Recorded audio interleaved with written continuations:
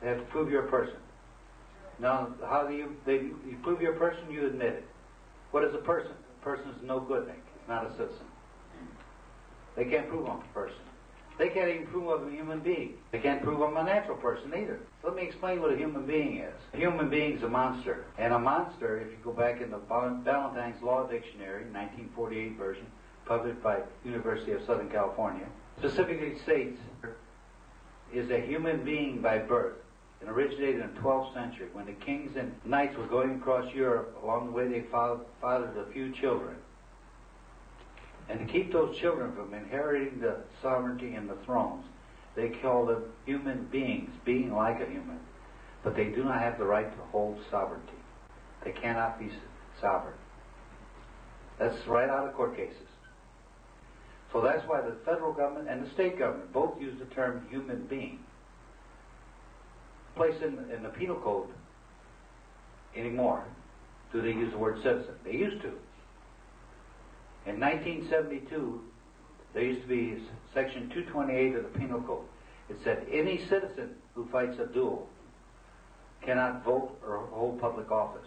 Section 232 said any person who fights a duel cannot vote or hold public office and has to go to jail for a year, making a legal distinction between a citizen and a person. It's in the penal code.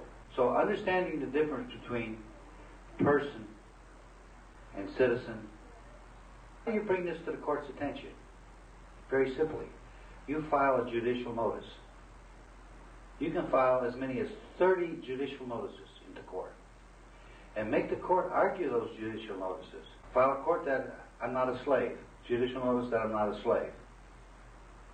File judicial notice I'm not a person. File judicial notice I'm not a human being. File a judicial notice that I have no contracts. File a judicial notice, write this down everybody, the new people, Nisi Prius court. All courts in this land are Nisi Prius courts, contract courts, revenue courts.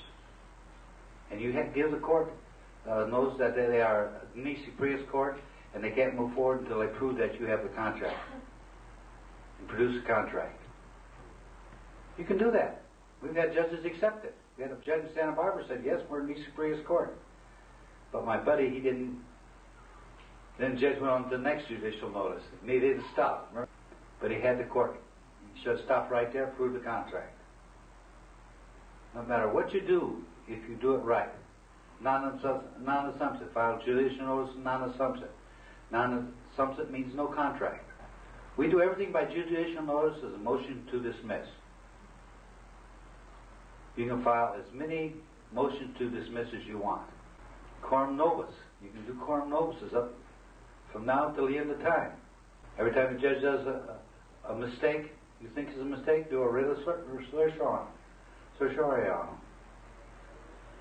There's many different ways to keep the ball in your court, to make them start proving everything. That's the key element, to make the other side prove every single element. Officer, would you, under penalty of perjury, will you tell me what you saw? Well, I saw this motor vehicle. Objection. Define what motor vehicle is, according to law.